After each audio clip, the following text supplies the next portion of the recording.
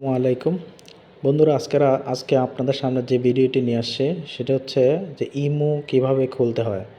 প্রত্যেকটা অ্যান্ড্রয়েড ফোনে ইমো নামে একটা সফটওয়্যার আছে, যার মাধ্যমে মানুষ একজনের সাথে আরেকজন কথা বলতে পারে ভিডিও কলের মাধ্যমে, ভয়েস কলের মাধ্যমে। তো চলুন আজকে আমরা যে ইমো কিভাবে খুলতে হয় মোবাইল স্ক্রিনের মাধ্যমে দেখে আসি। তো চলুন আমরা মোবাইল স্ক্রিনে চলে যাই। তো অ্যাকাউন্ট খুলতে হলে প্রথমে প্লে স্টোর গিয়ে ইমো সার্চ দিতে হবে। ইমো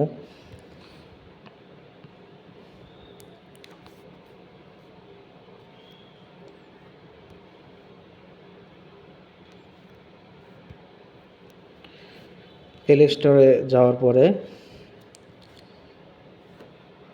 ইমো লিখতে হবে। ইমো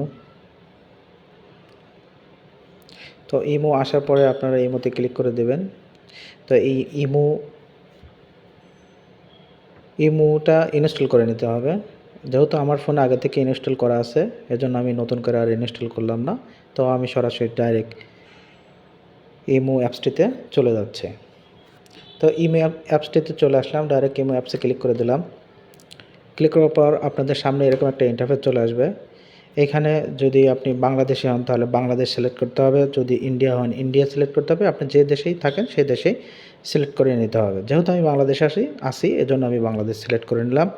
এখন আপনাদের যে একটা নাম্বার দিতে বলতেছে, এখানে যে কোনো একটা নাম্বার দিয়ে দেবেন আপনারা। তো আমি একটা নাম্বার দিয়ে দিচ্ছি।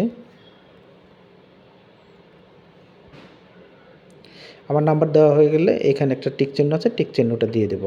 টিক চিহ্ন দেওয়ার পরে এখানে বলতেছে যে আপনি কি এই নাম্বারটি এডিট করবেন নাকি ওকে দেবেন। তো আমি ওকে দিচ্ছি। ওকে দেওয়ার পরে আমার যে আগের অ্যাকাউন্টে ছিল সেটা বলতেছে cancel the deletion and log in, বলতেছে আপনি কি এটা কি ক্যান্সেল করবেন নাকি আবার নতুন করে লগ ইন করবেন। তো আমি এটা লগ ইন করবো না। তো সেক্ষেত্রে আমাদের কি করতে হবে, এই যে এটা আমি ক্যান্সেল করব, এটা ক্যান্সেল করব না, ডিলিট করব না। তো আমি নতুন করে একটা অ্যাকাউন্ট খুলব, এজন্য রেজিস্টার অ্যাজ এ নিউ অ্যাকাউন্টে ক্লিক করে দেব। তো ক্লিক করে দিয়ে এখানে বলতেছে একটা ফুল নাম দিতে। তো আমি একটা নাম দিয়ে দেব, আমার নামটাই আমি দিয়ে দিলাম, যেহেতু আমার নামে ইমো অ্যাকাউন্টটা খুলতেছে। তো ইমো নাম দেওয়ার পরে আমরা এই টিক চিহ্নটি দিয়ে দেব। টিক চিহ্নটা আপনাদের দেখাই দিই, এই যে টিক চিহ্নটা দিয়ে দিতে হবে। টিক চিহ্নটা দিয়ে দিলাম। টিক চিহ্ন দেওয়ার পর আপনাদের সামনে এরকম একটা ইন্টারফেস আসবে। তো ইন্টারফেস আসার পরে আপনাদেরকে আবারও টিকমার্ক দিয়ে দিতে হবে। এখানে টিকমার্ক দিয়ে দেন। দিয়ে দেওয়ার পরে আপনাদের ইমো অ্যাকাউন্টটি খোলা হয়ে গেল। এখন আপনাদের বলতেছে যে আপনি ফ্রেন্ডস ইনভাইট করুন। তো আমি ইনভাইট করে দিলাম।